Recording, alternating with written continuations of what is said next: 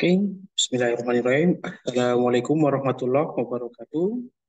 Selamat pagi, selamat siang, selamat sore, dan selamat malam untuk kita semuanya. Tergantung kapan Anda menonton video pada pertemuan hari ini. Baik, kembali lagi bersama saya untuk pada mata kuliah pemrograman basis data. Ya, sekarang kita masuk dalam materi untuk normalisasi selanjutnya ya, yaitu materi untuk normalisasi bentuk ketiga ya, atau 3NF, dan normalisasi dalam bentuk boycott normal form ya, atau BCNF ya, atau yang akrab disapa yaitu normalisasi 3,5 NF. Jadi pada materi hari ini ya, ini merupakan lanjutan dari yang lalu ya. Yang lalu kita sudah membahas mengenai bentuk normalisasi yang kedua ya, yaitu normalisasi 2NF.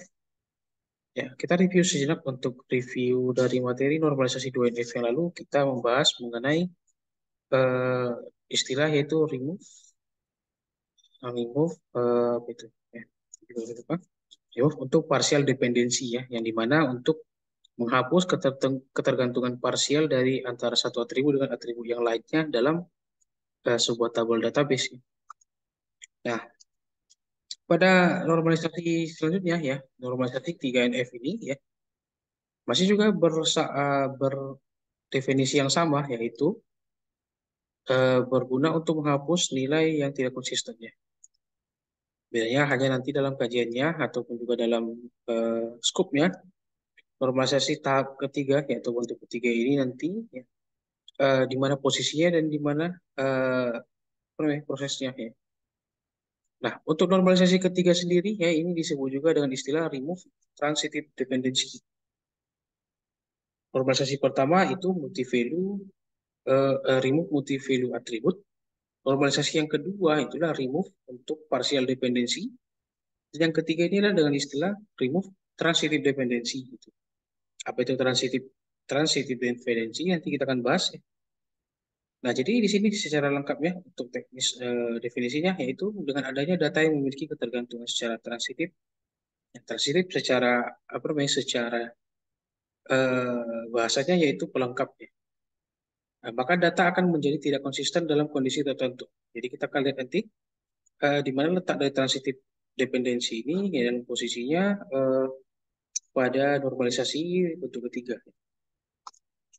Oke, kemudian ya dalam syarat ya untuk normalisasi bentuk ketiga ini, syarat yang paling eh, mutlak yaitu adalah harus sudah dalam normalisasi tahap kedua ya, yaitu tabel yang sudah normalisasi di tahap di bentuk kedua, atau sudah menghilangkan partial dependensi dalam tabel ya, suatu tabel. Kemudian ya untuk syaratnya yaitu membuang transitive dependency. Itu untuk syarat-syarat untuk normalisasi bentuk ketiga. Nah, pertanyaannya adalah ya, kita tadi bahas mengenai transitive dependency itu apa? Oke, transitive dependency itu sendiri itu apa artinya? Ya, untuk memahami transitive dependency ini ya kita berangkat dari sebuah studi kasus. Ada satu studi kasus ini yang dimana nanti kita akan pahami transitive dependency itu di mana letaknya. Ya, misalnya di sini ada sebuah studi kasus, misalnya ada sebuah toko pilot menjual pulpen dan berbagai merek dan warna. Berarti toko pulpen ya, menjual pulpen, yang dimana tiap warna memiliki perbedaan harga. Lalu ya, apabila merek X, Z selisih harga setiap warna merah, hitam, dan merah, hitam, dan biru ya. Sorry, ini ada koma yang kurang ya. Nah, jadi di merek XZ ya, X dan Z, XZ sorry. Setiap warna merah, kemudian hitam dan biru itu selisihnya Rp1.000. Nah, harga terkecil yaitu yang warna hitam ya, yaitu 3.500. Dan yang paling mahal adalah warna merah. Nah, disebutkan tadi hanya selisih harga ya antara ketiga warna tersebut, merah, hitam, dan biru. Nah, disebutkan lagi clue-nya yang hitam itu yang paling kecil dan warna merah itu yang paling mahal, tapi tidak disebutkan berapa jumlah dari harga yang paling mahal itu berapa ya. Nah, itu yang timbul pertanyaan yaitu berapa harga pulpen tersebut. Ya, jika ini maksudnya apa namanya, dijumlahkan gitu ya. Lalu ya untuk ilustrasi tersebut ya kita ilustrasikan seperti ini. Tadi disebutkan bahwa untuk clue-nya adalah apabila merek dan warna berubah, maka harga berubah. Gitu ya. Sama sebenarnya ini kita kalau kita berkaca dari normalisasi bentuk kedua kemarin ya, masih ada juga keterkaitannya dengan ya ada satu atribut yang bergantung dengan atribut yang lain gitu. Nah, tapi apakah kita lihat ya apakah sama dengan partial dependensi? Ya, kita lihat apa yang menjadi perbedaan antara nanti partial dependensi dengan transitive dependensinya kita lihat nanti. Nah, di sini sudah dijabarkan ya untuk tadi kan masing-masing warna pulpennya berbeda ya, ada warna hitam, ada warna biru, ada warna merah. Nah, untuk apa ini ya, untuk nah di sini disebutkan bahwa apabila merek X dan Z, berarti hanya merek X Z yang ada di toko tersebut, mungkin ada merek yang lain. Ya. Nah, maka di sini kita buat contoh sampel ya. Misalnya untuk merek Pilot XZ, tadi ada tiga warna ya, yaitu hitam, biru, dan merah. Tadi disebutkan ya untuk clue-nya yaitu hitam warna harganya 3.500 dan yang paling mahal itu adalah merah. Nah, di sini untuk merah dan biru ya, itu harganya diinterpretasikan saja yaitu 5.500 dan biru 4.500 gitu. Jadi diasumsikan dicontohkan seperti itu ya, diasumsikan seperti itu. Nah, ya untuk merek-merek yang lain bagaimana ya? Misalnya ada merek Pilot Kiwi ya, kemudian ada Pilot HK dan kemudian ada Pilot VM. Warnanya sama semua, warna hitam tuh antara merek ketiga ini ya. Ya, sementara untuk merek XZ itu ya berbagai warna. Kalau untuk ini kebalikannya, satu merek ada bermacam warna dan ada satu merek hanya satu warna seperti itu. Berbeda dengan harga-harganya pun juga berbeda dari tabel contoh ini. Nah, timbul pertanyaannya, pertanyaan logika yang dimana misalnya ini dalam satu kasusnya ya, apa yang terjadi ya apabila merek Kiwi berubah menjadi HK? Kita lihat di sini ya untuk Kiwi dan HK itu dia warnanya sama, harganya sama juga. Nah, kira-kira apakah bisa disebutkan mereka ini sama? Nah, seperti itu. Kita akan jawab slide selanjutnya. Nah, di sini ada clue lagi ya untuk menjabarkan masalah yang sebelumnya ya. Yang dimana ya untuk transitive dependency ya apabila merek dan warna berubah maka harga berubah. Sekarang kita jabarkan satu persatu untuk contoh tabel yang tadi ya. Nah, misalnya gini ya, jika merek diganti ya, misalnya jika mereknya diganti, maka ya harga tidak selalu berubah. Gitu. Misal gini, saya mau ganti ya eh, merek dari ya Pilot XZ hitam menjadi biru gitu. Mereknya digantikan nggak berubah harganya itu. Atau juga mereknya juga sama gitu ya. Mereknya di sini masih masih bentuknya duplikat seperti itu. Nah, terus misalnya saya ubah ya. Saya ubah misalnya jadi karena berbentuk sama, pilot QW dan HK ini warnanya sama, harganya pun sama. Ketika mereknya diubah, QW jadi HK, HK jadi QW, tentu tidak ada yang berubah. Karena kenapa? Karena warnanya sama, ya hitam, harganya pun juga sama gitu. Nah, kemudian ya, misalnya ini, jika warna diganti, harga tidak selalu berubah. Kita lihat ya. Warna ya, untuk pilot XZ ya. Pilot XZ ini maksudnya pilotnya ya, dari mereknya. Karena di sini ke warnanya ya, warna terhadap mereknya. Tidak berubah juga. Bisa jadi pilot XZ hitam diganti biru hitam ke atas, harganya berubah, mereknya itu tetap sama gitu. Jadi tidak selalu berubah harganya karena kan mereknya juga sama seperti itu ya. Nah, maka sampailah dari kesimpulannya yaitu harga dipengaruhi oleh merek ditambah warna ya. Jadi itu bergantung. Maka dapat dari kesimpulannya merek ditambah warna itu adalah harga ya. Nah, di sini itu untuk kesimpulan dari ilustrasi yang satu ini satu tabel ini. Nah, dalam transitive dependency ya ini agak sedikit harus teliti ya untuk memahaminya karena kenapa? Eh, tidak selalu yang tadi kita sebutkan bahwa eh, jika misalnya diubah mereknya ya warna hitam diubah mereknya atau juga warnanya begitu-gitu juga ya. Tapi ternyata ya untuk mengubah-ubah untuk menyamakan semua record ini ya, terhadap atribut yang sama ya, misalnya merek dan warna tadi ada yang beberapa yang sama, yang merek juga ada yang beberapa yang sama, mengikuti juga dengan harga yang sama. Ternyata ya untuk menjaminkan ataupun juga memahami ya, memahami mana yang transitif dependensi ternyata eh, untuk ini ya clue apabila merek dan warna berubah maka harga berubah itu ternyata bukanlah sebuah solusi untuk mengidentifikasi transitif dependensinya ya. Jadi di sini ada ada keterangan ya, beberapa keterangan yang di mana jika untuk menghindari transitif dependensi seperti ini ya, seperti yang tadi, ini kan karena sama ya, ada yang sama mereknya, ada yang sama warnanya, ya. Maka hal-hal yang yang dijabarkan yaitu ya, maka kalau merek menjadi tidak normal. Kita lihat ya, di sini ya untuk merek ya, ini dikatakan normal secara record oke, karena tidak ada ya, karena antara warna dengan harga bisa menjadi pembeda antara merek ya. Cuman menjadi tidak normal dalam artinya karena ya duplikat seperti itu. Lalu untuk kolom merek ya tidak bisa diorder atau diurutkan berdasarkan warna. Ya kenapa demikian ya? Misalnya kita mau order menampilkan data yang untuk merek pilot exit berdasarkan warna ya, berdasarkan warna misalnya hitam gitu. Tidak akan sedikit membingungkan karena masing-masing warna ya, hitam, biru, merah, mereknya sama gitu. Sedikit membingungkan di situ. Nah, dan kolom merek bisa menjadi tidak konsisten apabila ada kesalahan penulisan. Contoh misalnya, ini sama ya, pilot exit sama ya, ada tiga. Nah, dimaksudkan tidak bisa menjadi tidak konsisten. Misalnya, ternyata kita ngetik, ini kan karena dia masih di manual kan ya, ini, record manual. Misalnya, record pertama, pilot exit huruf besar. Exitnya, pilot yang record kedua, pilot exit huruf kecil. Misal, itu misalnya kalau ada kesalahan penulisan, maka dia perlu seragam seperti itu. Nah, solusinya di sini adalah agar supaya di sini dari ketiga atribut ini bisa apa namanya dinormalkan gitu untuk transitif dependensinya. Nah, ini nanti transitif dependensi nanti ya untuk definisinya nanti di setelah slide ini. Kita lihat dulu ya ada tiga atribut sebelumnya ya, merek, warna, dan harga.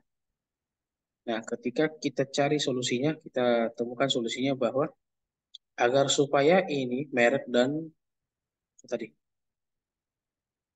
merek dan warna ya merek warna harga itu normal, maka kita cek di sini dulu. Ya.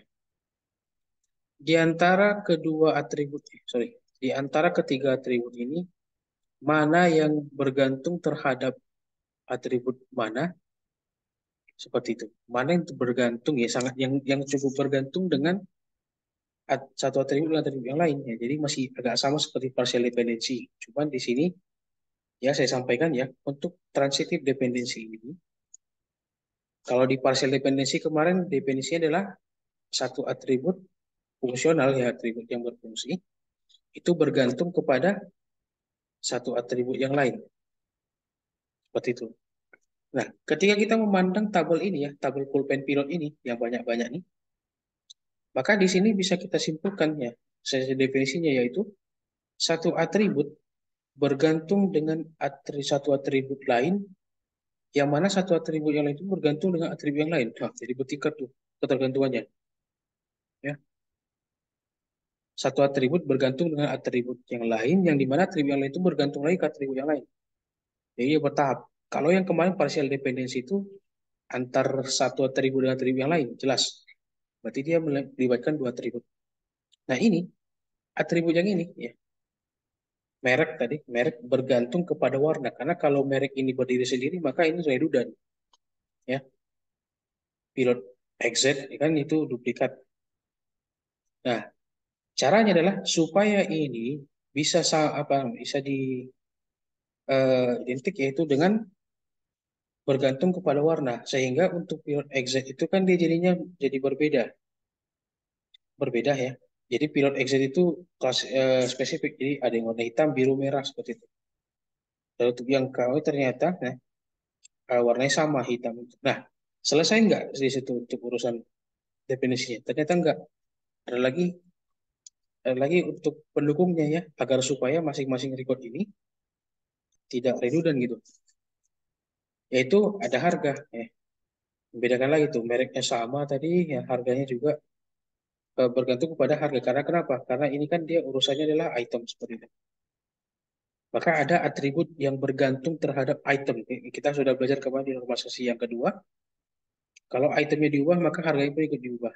Karena kenapa? Ya, karena sebuah item itu ya menggambarkan untuk spesifiknya itu adalah ada nilainya, ada value-nya itu ada harga di sini. Maka dari merek warna keduanya ya, keduanya merek dan warna itu bergantung ke harganya.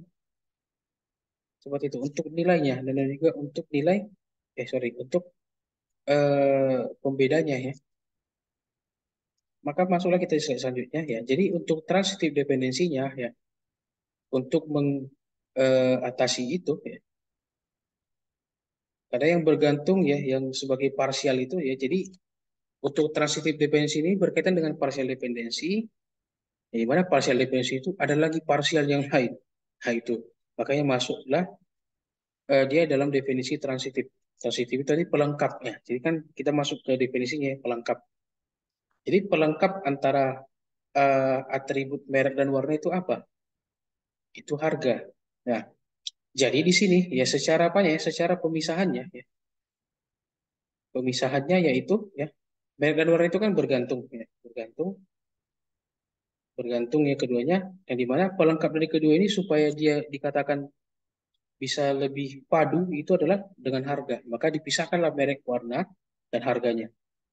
Jadi harga ini spesifik sendiri.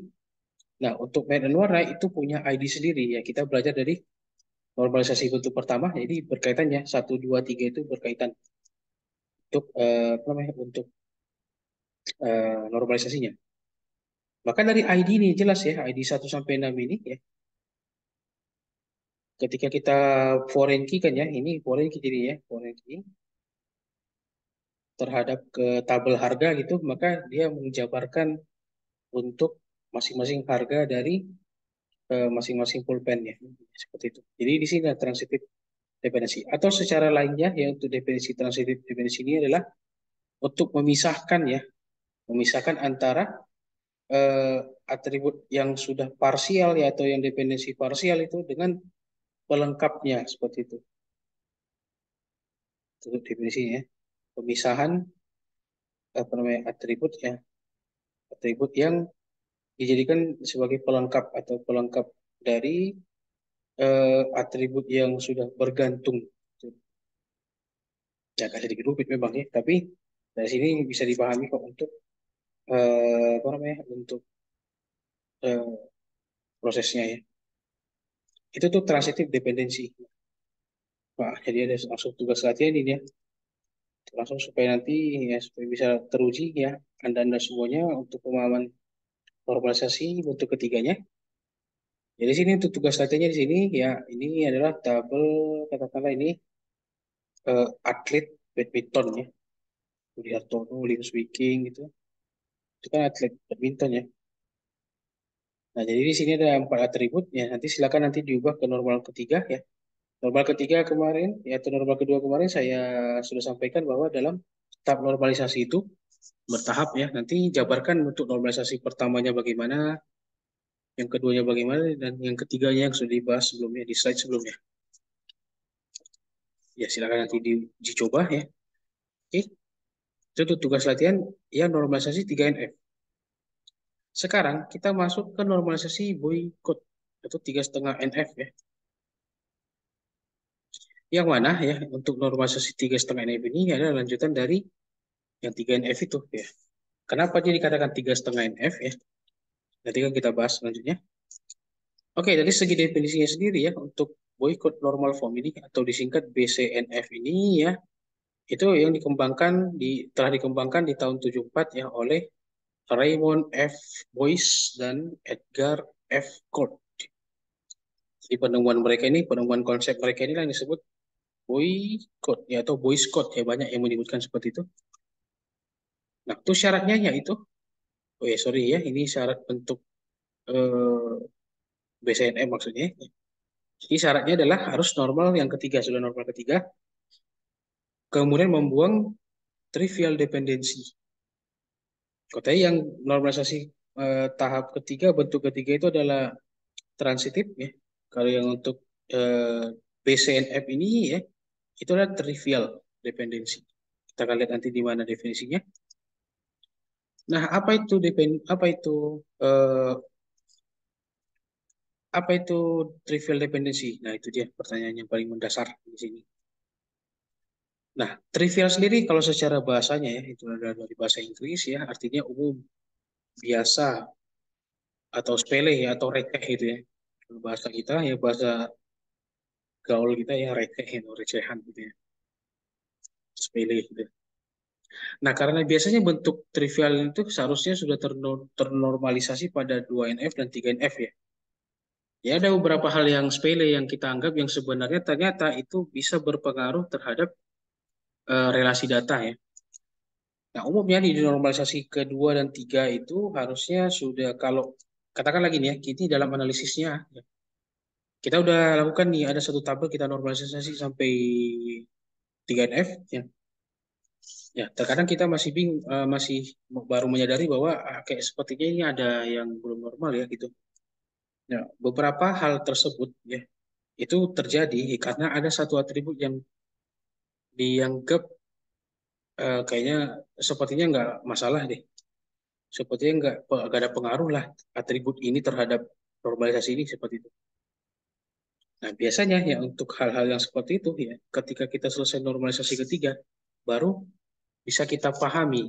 Karena kan untuk normalisasi ketiga ini kan untuk tahapan dari atribut itu dipecah-pecah kan, karena normalisasi kan eh, outputnya adalah memecahkan atribut-atribut itu ya, menjadi tabel-tabel baru yang kemudian bisa diintegrasikan ya terhadap tabel utamanya atau tabel pangkalnya gitu ya. Nah, untuk trivial ini eh, harusnya itu di 2 dan 3 itu sudah selesai. Kalau untuk normalisasi yang kedua dan ketiganya sudah cenderung beres, biasanya trivial itu tidak ada lagi. Biasanya. Itu ya. Namun, nah, makanya di sini ada penegasannya. Namun pada kasus-kasus tertentu belum ternormalisasi. Satu atribut ini yang kita anggap itu nggak memberikan pengaruh apapun. Tapi ternyata ketika kita sudah selesai di normalisasi ketiga, wah, ternyata saya lupa untuk menormalisasi ini. Nah, oleh karena itu, ya bentuk normalisasi yang terakhir itu, ya yang bukan terakhir ya, untuk hal tersebut, itu disebut normal 3,5 NF. Jadi normal 3,5 NF ini, 3,5 NF ini disebut sebagai normal yang baru disadari seperti itu. Ya, itu bahasa saya, ya, jokes saya saja. Oke, jadi misalnya gini ada dalam satu kasus ya, dalam satu kasus untuk trivial dependency ini kita lihat ya. Kita lihat untuk syaratnya dulu nih. Syarat dari trivial dependency itu adalah misalnya ya untuk katakanlah atribut A dan atribut B. Nah, ternyata ya atribut B itu adalah subset dari A. Subset yang dimaksudkan sih adalah yang termasuk sebenarnya ya, atau sangat bergantung erat seperti itu. Ya, misal kolom B ya bergantung pada kolom A, namun ya B merupakan subset atau bagian dari kolom A. Agak susah memahaminya. Ya, kita lihat contoh. Jadi sini ada tiga atribut ya, ada satu row data ya, yaitu data apa namanya, data mata kuliah misalnya. Atributnya ada NIM, nama dan mata kuliah ya. Normal-normal aja kita ngelihatnya, kita melihatnya ini sepertinya normal aja, nggak ada masalah. Nah, di sini ya keterangannya yang mana di sini nama bergantung pada NIM. Itu jelas ya. Nama bergantung pada NIM. Nah, karena nama ya mengidentifikasi nama itu berdasarkan NIM ya, karena NIM itu unik biasanya. Seperti itu ya. Sedangkan nama sendiri adalah bagian dari NIM ya. Kira-kira bisa dipahami ya. Nama bergantung pada NIM sedangkan nama sendiri adalah bagian dari NIM. Jadi sebenarnya itu juga. Ya, makanya dianggap sepele ya. Nah, kita lanjut. Ya, pada trivial dependency ya katakanlah tabel mahasiswa yang tadi ya. NIM, nama, alamat, tempat tanggal lahir dan nomor HP ya. dalam atribut-atribut yang ada dalam tabel mahasiswa ini, katakanlah NIM ini menjadi super key. Masih ingat super key waktu semester 1 yang lalu? Sudah kita bahas ya, untuk super key itu. Ya, jadi ada banyak key kemarin yang kita bahas ya, ada primary key, foreign key, super key, candidate key, dan alternate key ya. Mana masing-masing kondisi itu ya ada ketentuannya, tapi yang paling sangat dominan kita ketahui adalah primary key karena itu sangat-sangat menjadi apa ya, utama ya, yang utama atau yang umum. Ataupun foreign key yaitu kunci asing dari tabel lain masuk ke tabel tertentu. Nah, untuk super key sendiri, masih ingat? Kita ulas kembali. Super key ini ya, jadi saya kasih untuk ini ya, di sini sudah lebih mudah dijabarkan. Karena kalau didefinisikan, kadang kita masih suka bingung ya. Nah, di sini ya, untuk yang tadi ya, ini contoh yang sebelumnya, di halaman sebelumnya, itu NIM nama dan mata kuliah. Berarti secara ini ya, secara apa namanya, secara implementasinya tabel ini sebenarnya tabel untuk mahasiswa mengambil mata kuliah seperti itu. Oke, kita kembali lagi ke sini. Nah, berkaitan dengan yang ini juga, berarti sebenarnya ada dua tabel yang bersatu ya, antara tabel mahasiswa dengan tabel mata kuliah sebenarnya. Kalau kita kembali, kita lihat untuk ini tabel-tabel yang saya jabarkan di sini, supaya kita memahami di mana super key itu ya. Ya, super key yang dimaksudkan di sini adalah satu key ya, itu bisa bergantung beberapa atribut terhadapnya secara spesifik. Misal, NIM dengan nama itu kan bergantung ya. Nah, untuk mata kuliah maksudnya adalah gabungannya ya, untuk apa namanya joinnya gitu. Lalu NIM dengan alamat, alamat kan?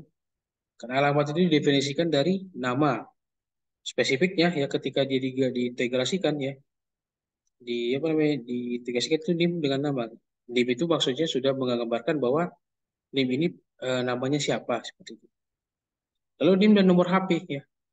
NIM dan nomor HP kan seperti itu juga ya. Nomor HP ini kan dibawa oleh nama seperti itu. Nah, untuk mata kuliah, tabel mata kuliah ini kan di tabel yang berbeda sebenarnya kalau kita asumsikan ya. Nah, jadi NIM itu ya super key yang atribut yang dijadikan super key itu di mana dia bisa bergantung ya bergantung secara spesifik terhadap atribut-atribut lain bergantung kepadanya secara spesifik gitu. Ya, kalau tanggal lahir belum begitu bergantung karena kalau dari segi row iya bergantung. Tapi kalau dari segi apa namanya bentuk ya tanggal lahir bisa jadi ada banyak yang tanggal lahirnya sama gitu ya. Maka tidak spesifik NIM itu menjadi eh, super key-nya gitu. Tapi kalau nama mungkin aja bisa ada orang namanya sama. Namanya misalnya nama saya Ahmadi. Di dalam satu kelas nama Ahmadi itu ada 5 orang. Yang membedakan mereka berlima adalah dari segi NIM. Itu jelas, jadi bergantung ya. Itu bisa bergantung. Kemudian alamat. Kenapa bisa alamat ini bergantung?